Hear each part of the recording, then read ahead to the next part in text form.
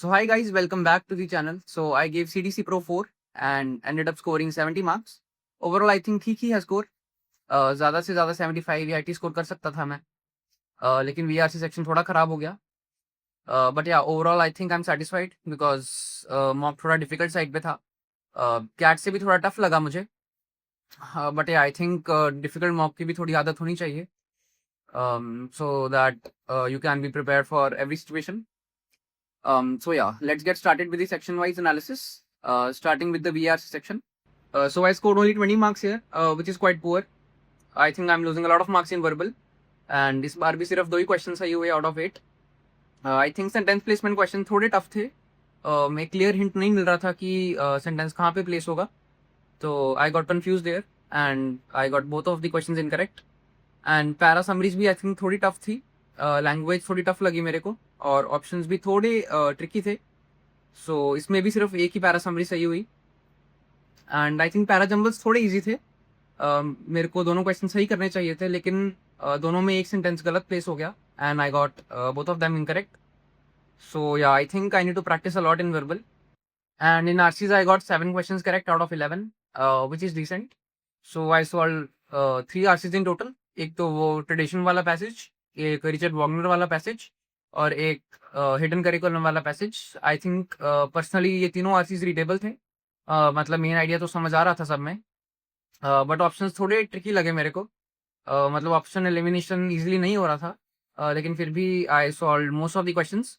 And but I think थोड़ा critical thinking पे काम किया जा सकता है, so that I can reach 90% accuracy in RCs. But फिर भी आई थिंक मेन फोकस तो वर्बल पे ही रहेगा, because that is where I need to improve a lot. So yeah, that was all about BARC. Now talking about DILR. So I scored 20 marks here, which is a good score, because section थोड़ा tough था. I was able to solve only 2 sets.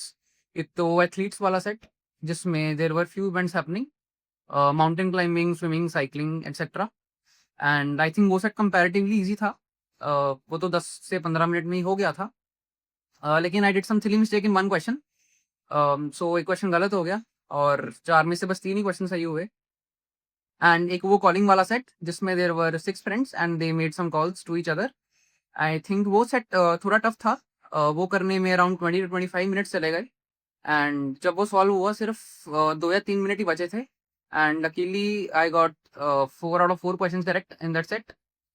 And during the analysis I realize कि जो वो rectangular plot वाला set था, आई think वो काफ़ी doable था. लेकिन जो बाकी 2 सेट्स थे, एक एग्जामिनेशन रिजल्ट्स वाला और एक मशीन्स वाला सेट, वो दोनों सेट्स काफ़ी टफ थे. मतलब एग्जाम सिनेरियो में तो बिल्कुल करने वाले सेट नहीं थे वो. सो या आई थिंक सेट सिलेक्शन काफ़ी सही रही मेरी इस बार. सो या I think I am satisfied with the score. Now talking about quant section. So I score 30 marks here and I am satisfied with it, because ये सेक्शन भी टफ लगा मेरे को. क्वेश्चन इतने स्ट्रेट फॉरवर्ड नहीं थे. मुझे लिटरली ढूंढ ढूंढ के क्वेश्चन करने पड़ रहे थे. And luckily I got 10 out of 10 questions correct. So I think question selection काफ़ी इंपॉर्टेंट थी इस सेक्शन में.